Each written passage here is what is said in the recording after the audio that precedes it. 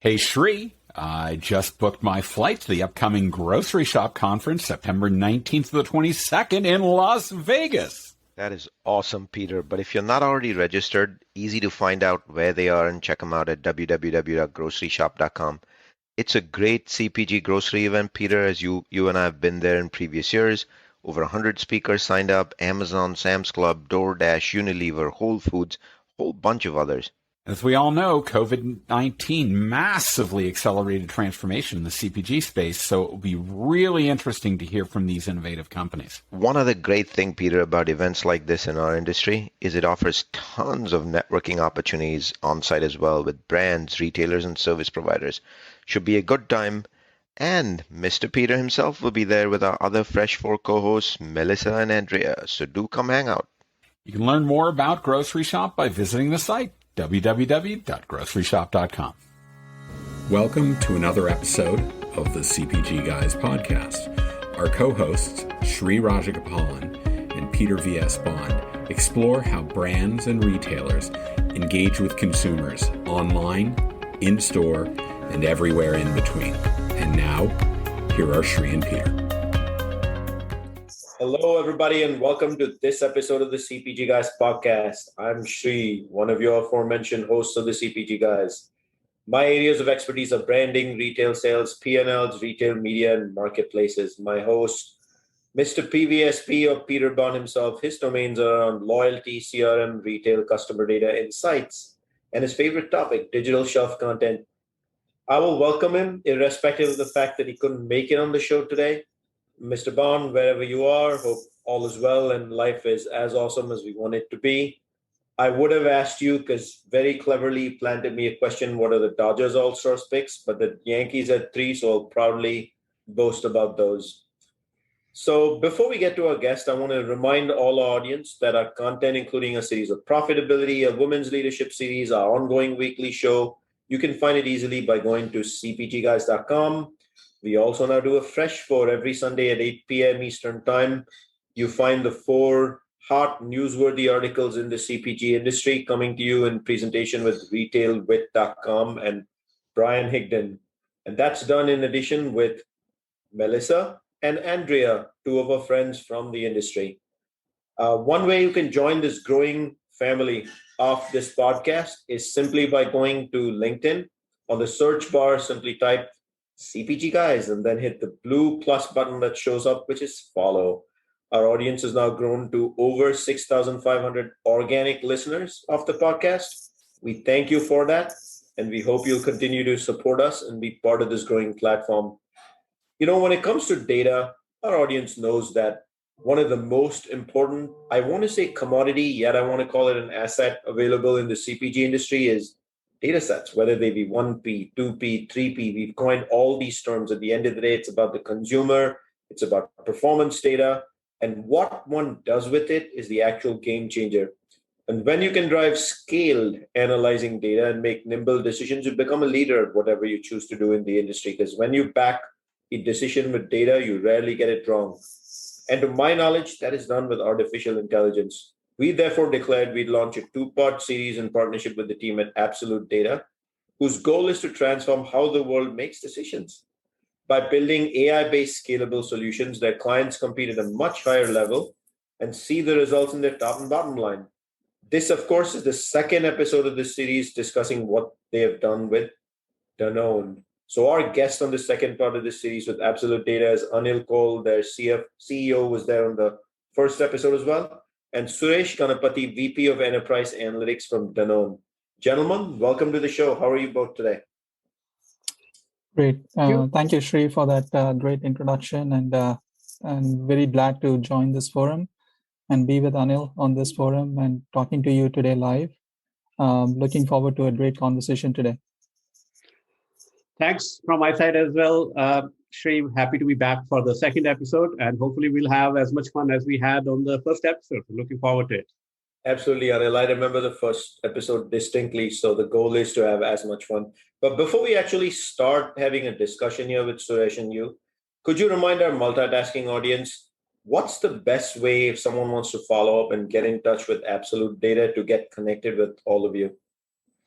Yeah, the best way to reach us is reach out to Sudeep Haldar, who is who heads our AI analytics business, and you can find him on LinkedIn.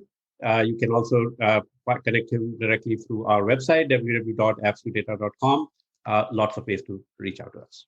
And of course, for all our listeners, you can find all of this data and content on how you can get in touch with Absolute Data on the podcast liner notes, which are just a click away from you actually getting to.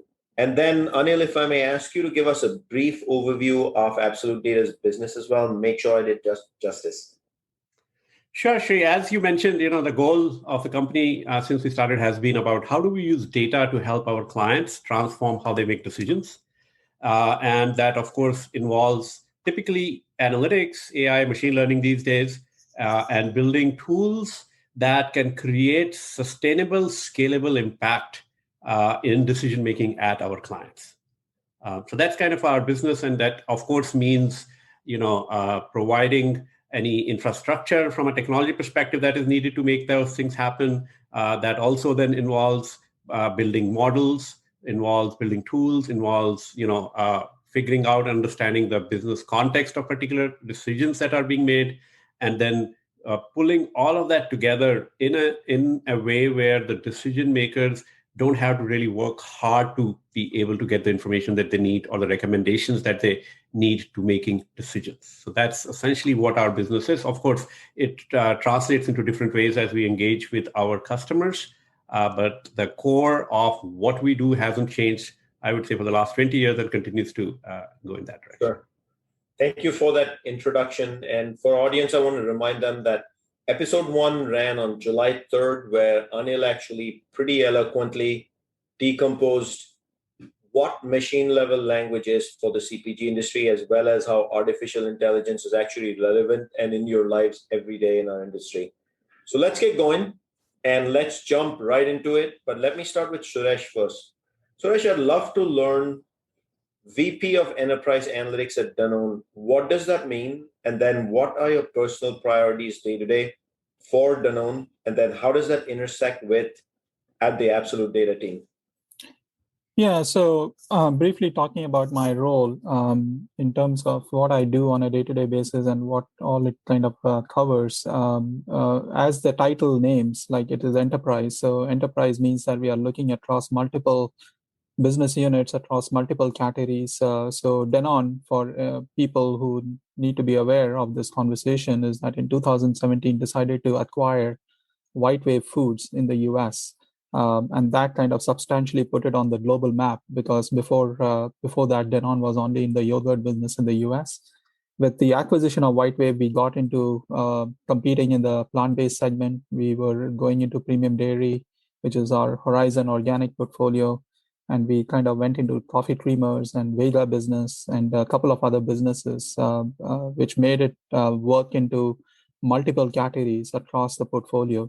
So it came along with that challenge of multiple BUs and multiple categories was how do you define one version of the truth in the organization?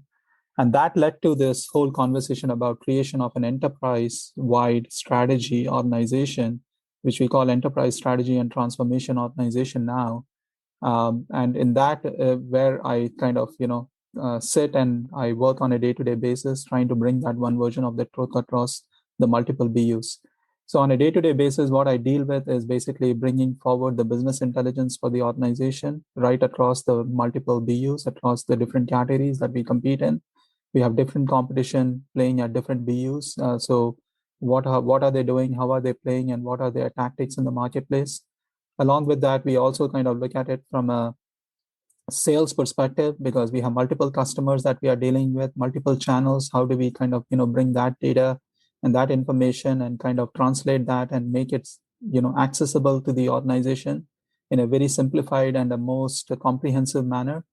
And then last but not the least, the world of media. The world of media has exploded on us in the last kind of a decade, and how to deal with that, because there is a one version of the truth that we need on the media side, because everything seems to be in the so-called the kind of the territory of people or organizations which are we call like who cannot share a lot of this information coming back to us. So how do we deal with those challenges and compete against those walled gardens that we have from the Amazons of the world and the Googles of the world, and truly kind of represent media investments with the ROIs that we can really kind of define.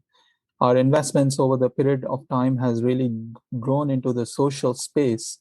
And with that social space growing and with these kind of dominant players really kind of, taking on most of that revenue, how do we make sure that we have a real-time measure that we can kind of bring back to the organization and say that our social assets are really working, our defined audiences are really working, and our defined tribes that we go after are also performing, and what's working, what's not working, those kind of details that we get into. So that's, in a nutshell, is kind of my day-to-day profile at a strategy level.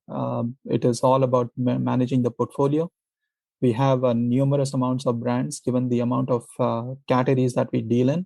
So as a result of that, there is always a tension in the organization about prioritization of where do you go and where do you spend the money and where do you kind of make the right choice of spending it at the right level. So that is a big part of my job, to ensure that the organization is kind of really going down in the right path with a portfolio optimization outlook and making those decisions on a day-to-day basis, and both from a short-term and from a long-term perspective. Suresh, to me, that's the definition of a fun job, but not an easy one. Not an easy one. You got an unpopular job if you're the single version of the truth, because, I just came off a conversation with your peer, and for what I do in my day job, numbers matter every single day, every single hour, every single Sunday night, as we look at shared things of that nature. But the audience also knows media is my favorite pet topic. I'm going to refrain today from getting into the weeds with media, because that could be 3 episodes on its own. Today is all about MLL, AI, absolute data, and I want to make sure we can touch those subjects. So, Anil, I'll jump to you next. Actually, Suresh, I want to go back to something with you on that. How does your everyday role with everything you describe as the single version of the truth captain intersect with absolute data? So we got on this journey with Absolutdata. I think I joined in 2017, and I kind of brought Absolutdata because of my previous experience at Mondelez. We used to work very closely with Absolutdata there as well. So in 2018, we started off this journey, and this was precisely the challenge that was given to me, is to create that one version of the truth. And as we were kind of scoping out how that one version of the truth needs to be brought into the organization, there were 3 challenges that were facing us. One is that you have a humongous amount of brands and categories that we need to kind of put them on the same level playing field. The second part of that equation was that there were multiple channels and multiple customers that you need to bring them on the same level playing field as well, because your retail data that you get from typically the IRI and the Nielsen's of the world today are kind of talking to a certain set of universe. And then you have the natural channel, which is kind of sitting in a different bucket. And then you have a different bucket called e-com that you have to deal with, which is completely a different set of data. So how do you make sure you normalize the level playing field across all these data assets and bring them on the same level playing field, so that you can start kind of manipulating and start curating this data to kind of arrive at some implication, some sort of an implication, because all these channels are equally important. And then the third piece of it, which is the most important piece, is that once you have all this data in front of you, what do you do with it? How do you curate this data so that it is right from the top, who are our CEOs and our senior VPs, who are kind of looking at this information, and they want to have the most distilled information in the most simplest format, because they want to have every kind of insight kind of also embedded at the same time, all the way down to the brand manager or the ABMs, who are working with all this kind of SKU level set of data, who are making decisions on a day-to-day basis. That's where ADT came into the picture, where we worked with them and we mapped out an end-to-end kind of an integration strategy plan, working with AWS services, working with the Power BIs and the Tableaus of the world. ADT came to our rescue to really kind of help us not only architect that whole solution, but also put that to action. One is about the architecture of, you can find the solution and you can conceptually say these things can happen to you, but really sitting it down and writing the taxonomy and really kind of going into the weeds of it and making it happen and bringing it out visually that is appealing to people who would like to kind of go into those reports and really kind of read those reports, and the implications of those is a tough task.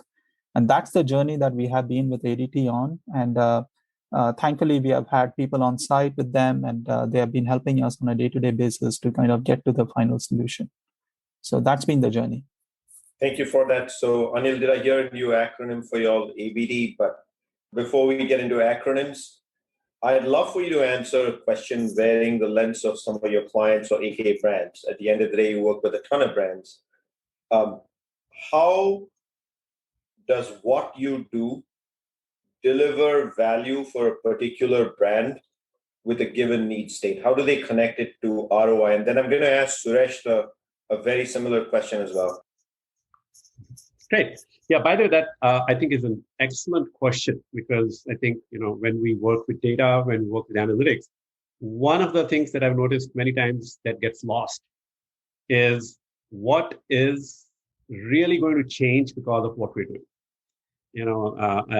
There have been times, I'm sure, with us, and it happens in other places, where we get excited. Anil, to that point, Anil, I feel like we talked a little bit about one version of the truth. If you're going to put one version of the truth, you need to take away the other 7 versions of the truth. Absolutely. And by the way, that's never an easy thing to accomplish. I can tell you that. It's a lot of hard work that goes into that. But at the same time, the moment you are able to pull all of that together, the whole focus becomes on, what is going to change in terms of decision making because of the data, the one version of the truth and the information that we're bringing to the organization. And that is what we use as the core measure to figure out, have we delivered value or not?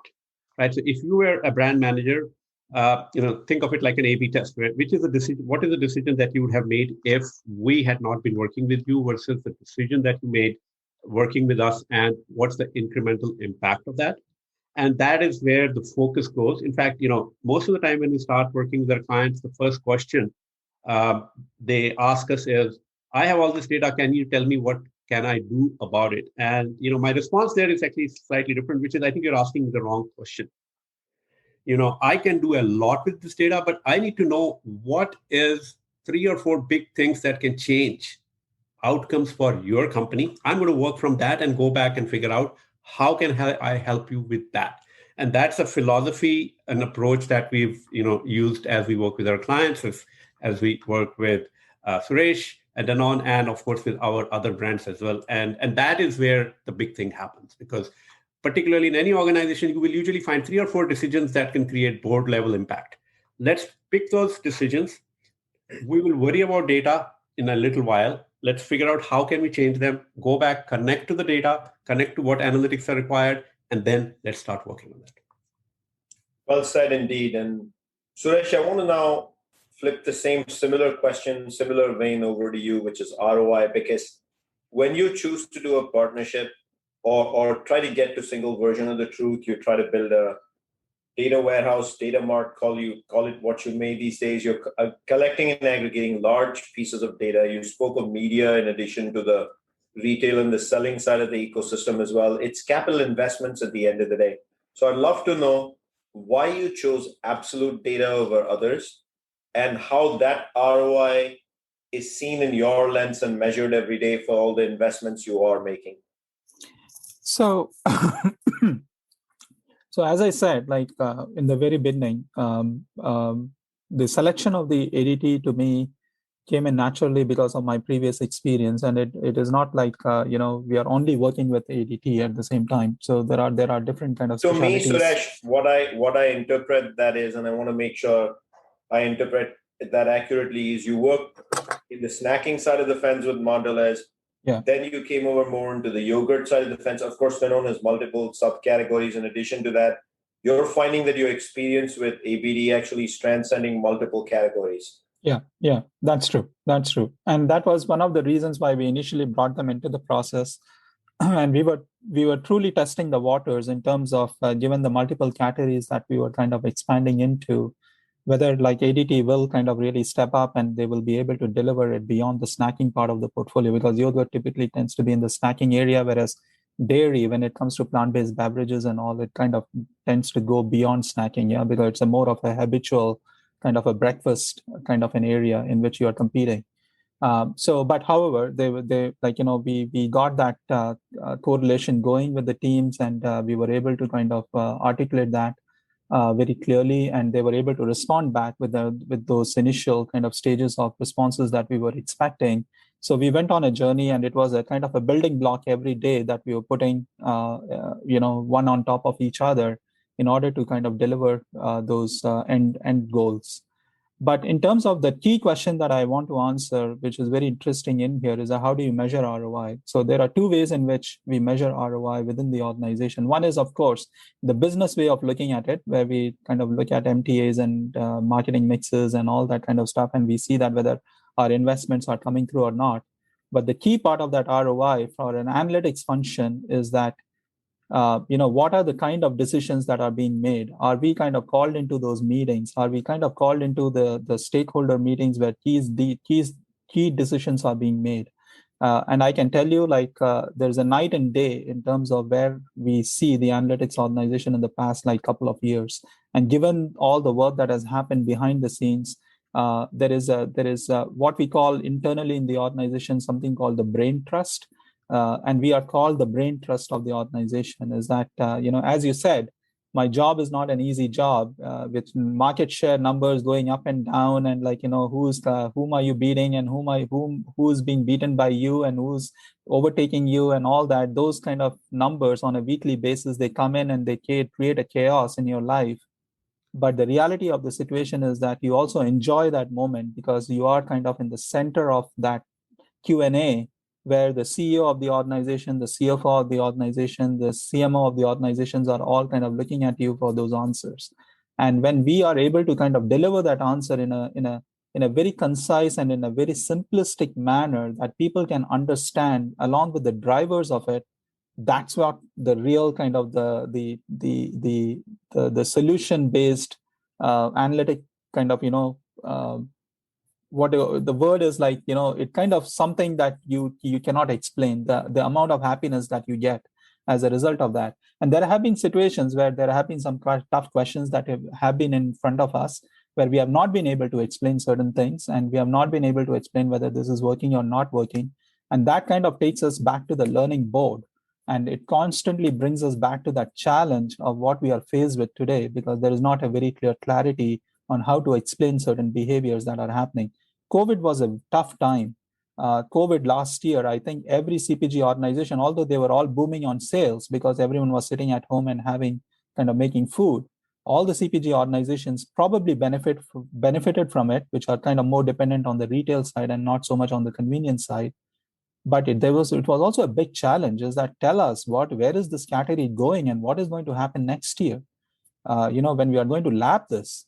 And that was a big question that was ahead of us. And that's where I think we were able to work very closely with ADT, and those kind of responses kind of came in very close. And that's defined the ROI for us in the organization. And then, of course, you get the body language from your senior leadership that also tells you what the ROI is.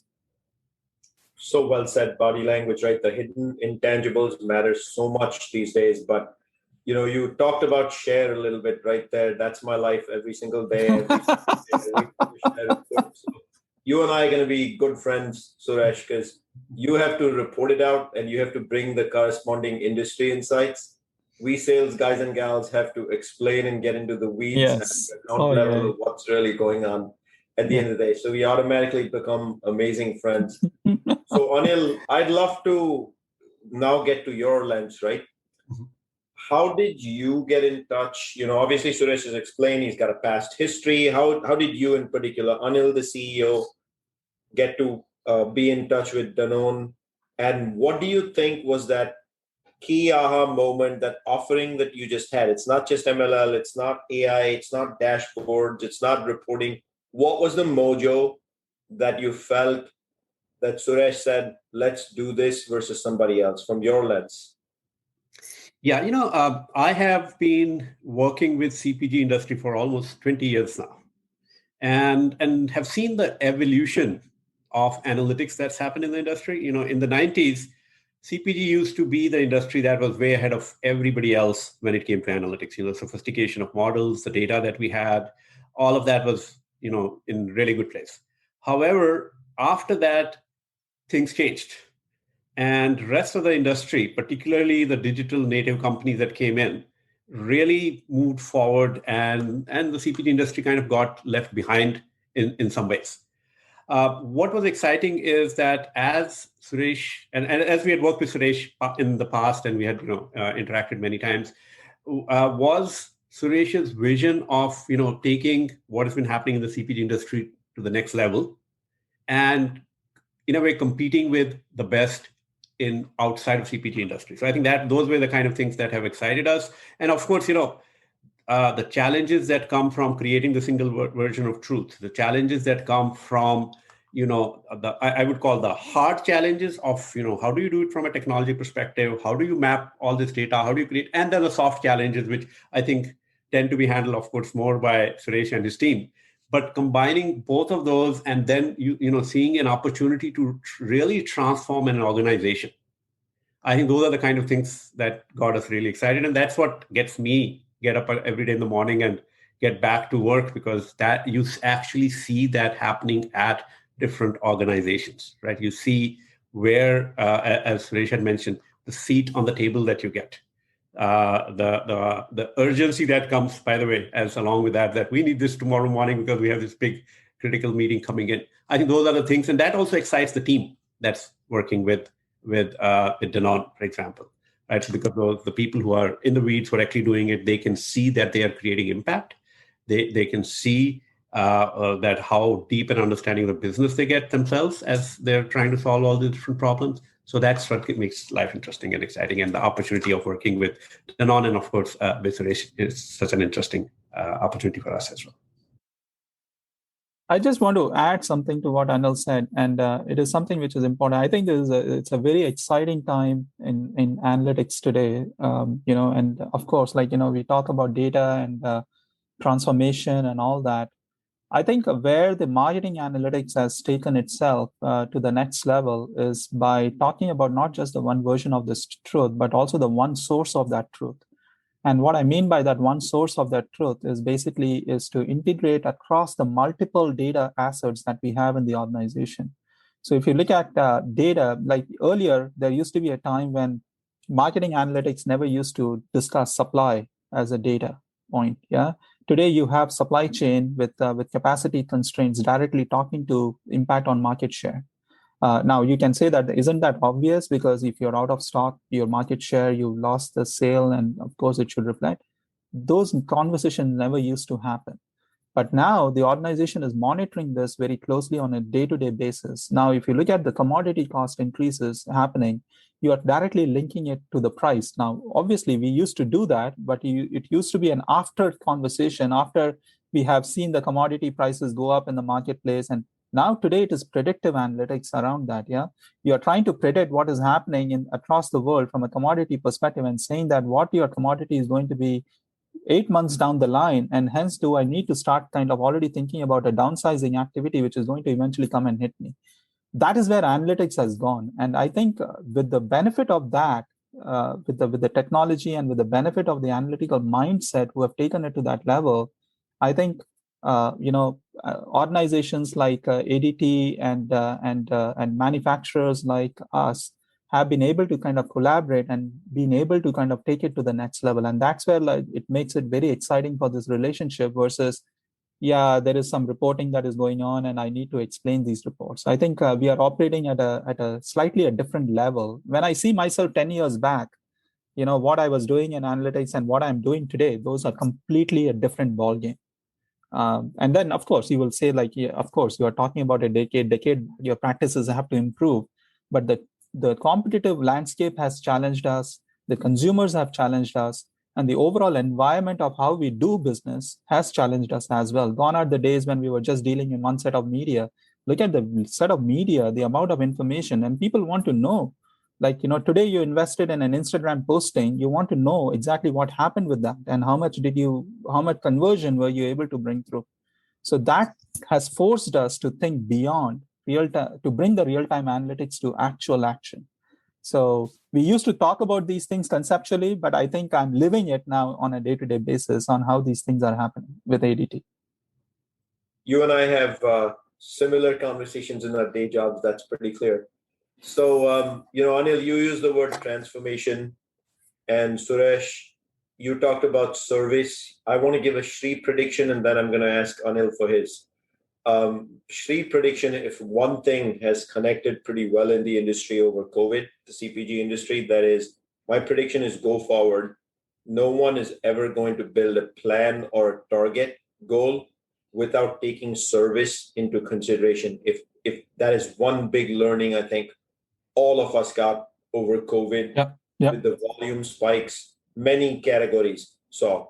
And I definitely see the industry as it goes into the following year building a plan that where service and the ability to project service and forecast, including commodities, like you mentioned, becomes part of this ecosystem, and there's a forecast for it. So, Anil, what's your predict? I know I'm putting you a little bit on the spot here, but what's your brave prediction for the CPG industry? Yeah, I think if I were to make a prediction, is that the CPG industry of 3 to 4 years from now, particularly from how decision making happens in the organization, is going to be very, very different from what it is today.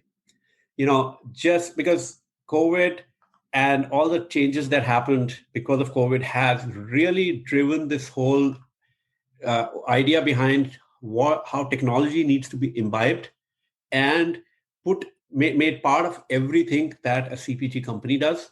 I think that became a reality that became very clear to everyone in COVID. There were a lot of people talking about it before that, and they wanted to do something. I think that to me is what is making and what's going to make CPG companies much more quick at making decisions, more efficient at making decisions. And I'll share a quote with you that I shared with the CEO of one of the large CPG companies, which was that when today, if you look at revenue per employee for a CPG company and you compare it to revenue per employee for a technology company, there is a huge gap.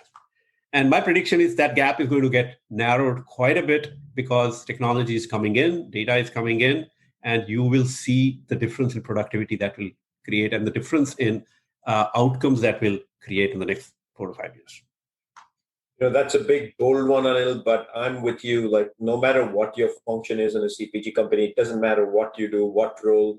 You could be in finance, selling, marketing, brand equity development, supply chain. If you don't embrace technology end to end, and I'm not talking, raising your iPhone and saying I'm embracing technology, is understanding data. Like, data is a very important piece of this, and you need a technology footprint to really get to the type of insights Suresh really talking about.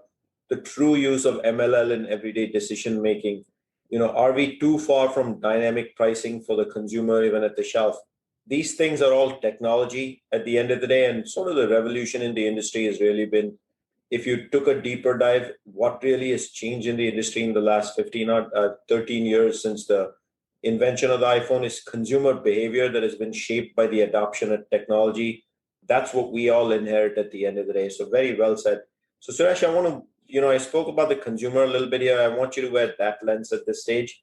This partnership with Absolutdata, what is it doing from a consumer perspective for you at Danone and for the team at Danone? Is it the data that you get, you're able to make better decisions, therefore you're putting a much more stronger, let's say, efficient assortment on the shelf? Like, how does this translate to the consumer?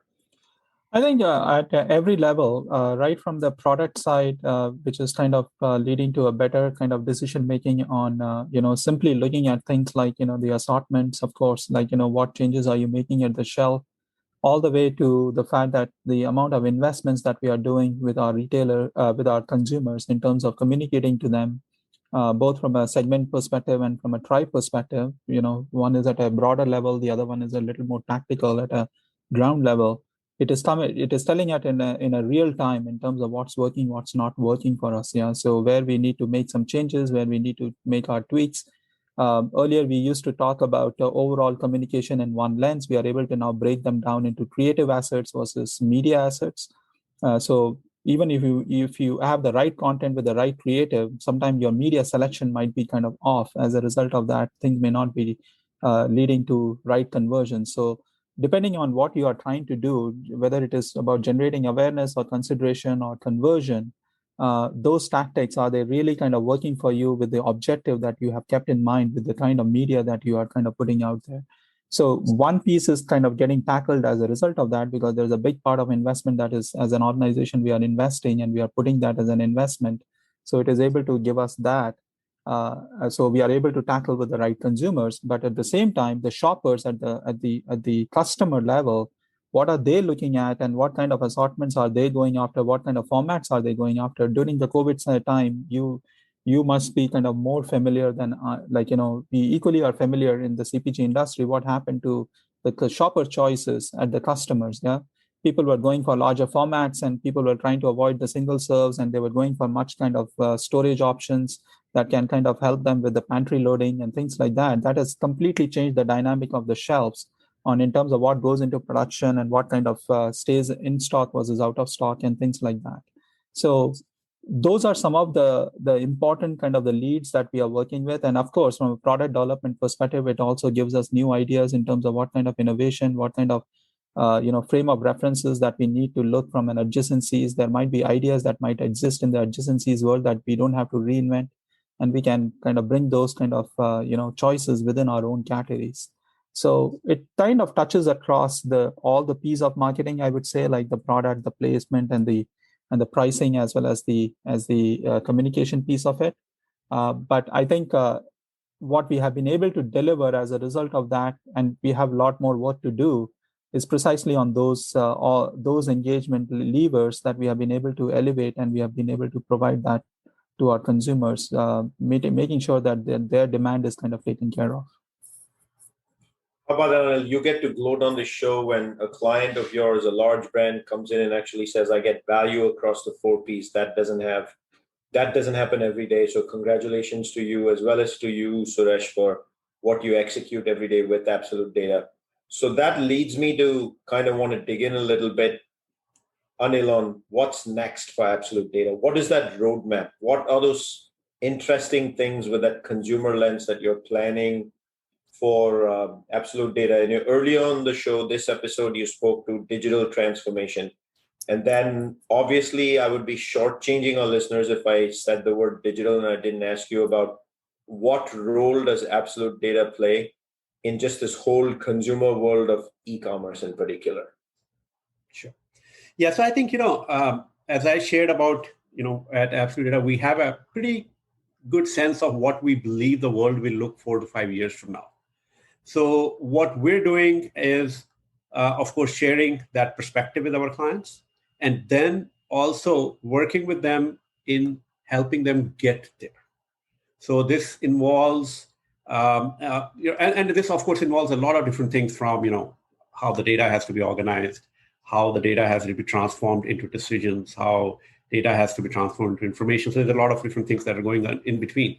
But the main focus is on how do you build that organization of the future? Like as you're going through your digital transformation, making sure that you are clear about where you're going, you're clear about how you will get there, as well as how do you do this without having to go in a route where, I'll have to invest $10 million before I see anything. How do you, because it's like you're flying your plane while you're changing your tires and you're changing different parts, right? How do you do all of that? And I think that is the piece where technology, we've, for example, built a lot of technology capabilities already within Absolutdata. We got acquired by Infogain, which is a technology services company. Again, with that goal of bringing the technology muscle, which is required for us to get and help our clients hit that vision from a consumer perspective, how they serve their consumer, how they find out what else needs to be done to serve the consumer, as well as how do they internally make the whole organization effective and efficient in doing that. So that is the vision. I think we have made our bets on that quite clearly, and I'm pretty excited about the way it is turning out with our clients. Can't go wrong when you bet on the consumer for outcomes. And just a reminder also for our listeners that Infogain acquired Absolutdata earlier, and we actually spoke to that in episode 1, which ran on July 3rd again. And we spoke at quite a length of detail on what that partnership means. And we also answered the question, I think it was Rohit, on why that particular acquisition by Infogain, Absolutdata, of course, and how both of you are benefiting from that. And Suresh, I want to wrap it up by asking you, I think I'll shortchange again the listeners and your relationship with Absolutdata if I don't ask you for, on the digital e-commerce and the omni-channel side of the fence, what is the partnership you have with Absolutdata? How are they enabling you to be successful on that side of the fence? On the digital side, on the e-commerce side, I would say to begin with, we are still kind of exploring in terms of what exactly we want to do in that particular area. We have our own internal solutions that we have right now. We are working with those, and there is some clarity that needs to be kind of further be drawn out. So that is something that I would kind of park for a minute. I would just keep that aside. But on the digital side, we are continuing the whole transformation journey because we have something internally within the organization where we are kind of talking about linking all these different data assets in form of a data lake or whatever you want to call it. We call it the one source, or you can call it data lake or whatever. We are trying to kind of bring all those different assets together. On top of that, we also have all this customer data that we are sitting on, which is like part of the first party, second party, third party data, as you kind of name it. How do we kind of integrate that into this kind of a solution? And on top of that, we have close to about 30 plus streams of media data, which is kind of flowing in through different asset bases. So given all of that, if you put together, there are almost like 70 plus data streams. What do you do with this? And how do we want to kind of integrate all these pieces? And what are the solutions that you bring out of that? There are different solutions that you can bring as a result of that. And what kind of an ecosystem that we want to create that will benefit the organization with different kind of functionalities and different kind of the levers that you can pull. So the supply chain wants to have a certain set of solution. Then the finance organization wants to have a certain set of solution. The marketing organization is obviously typically looking at all its solutions. And then you have the sales organization. That is the journey that we are right now going under, and which is where I think ADT will play a big role. And we are putting those kind of puzzles together, as I call them, the puzzles, because each of these puzzles are kind of individual in nature. And then there is a bigger story of the enterprise that needs to sit on all of this to say that what is that bigger ecosystem that kind of caters to the needs of the organization right across while managing the one version of the truth. So that's where we are in that journey from a digital kind of the transformation perspective. And e-com right now is kind of a little on the side. And the reason for that is because the last year experience that we had, and we were totally kind of unprepared to have that kind of an experience. There is a whole kind of a regaming of the e-commerce kind of capability, which is going on in the organization, which I think in the near future is going to get elevated. And that is something where, again, I definitely see that our partnership will go in that area and we'll kind of benefit from it as well. Awesome. I will sum this show up in just one sentence. When somebody says, look, I'm getting value across the 4 Ps, you don't really need to decompose what that is and how deep it goes. But throughout this episode, we've already talked about many of those. But I think it's a testimonial to you, Anil, and your team that Suresh actually said that. So let me remind our audience that you can find all our content. You guys know where to go, cpgguys.com. And we do have a new Fresh 4 series, which has been active now for quite a few months. Every Sunday, 8 p.m., we updated both on, yes, we have an Instagram channel, CPG Guys, easy to find, as well as on LinkedIn right here on our CPG Guys page. You can join our growing LinkedIn families by simply going to the search bar up top, typing CPG Guys and hitting the blue follow button. But we'd love for you to also tell us how to continue to shape the show. Do that easily by simply dropping us a direct message. You can let the CPG Guys know by going to cpgguys.com or simply by rating us on the Apple platform by going to by simply rating us by simply going to ratethispodcast.com/Apple CPG podcast and tell us what you like or don't like about the show and who you'd like on the show, because you shape it. We do what you tell us to do at the end of the day. Anil and Suresh, I want to thank you both for joining the CPG Guys and speaking to the value proposition that Absolute Data brings to Danone. Thank you for joining us. Thank you. Thank you. Really appreciate the time. And thank you, Shri, for the opportunity. Really enjoyed the conversation as well. Normally, I would thank Peter for being with me on the show. I know he couldn't join me today, but you know, Peter, it's a pleasure doing this week over week with you. For our audience, we will catch you soon on another episode of the CPG Guys. Thank you.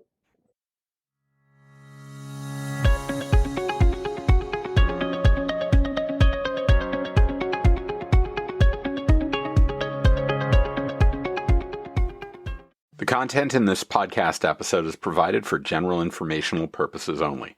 By listening to our episode, you understand that no information contained in this episode should be construed as advice from CPG Guys LLC or the individual author, hosts, or guests, nor is it intended to be a substitute for research on any subject matter.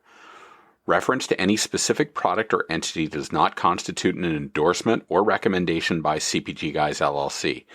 The views expressed by guests are their own, and their appearance on the program does not imply an endorsement of them or any entity they represent. The views expressed by CPG Guys LLC do not represent the views of their employers or the entity they represent. CPG Guys LLC expressly disclaims any and all liability or responsibility for any direct, indirect, incidental, special, consequential, or other damages arising out of any individual's use of, reference to, or inability to use this podcast or the information we present in this podcast.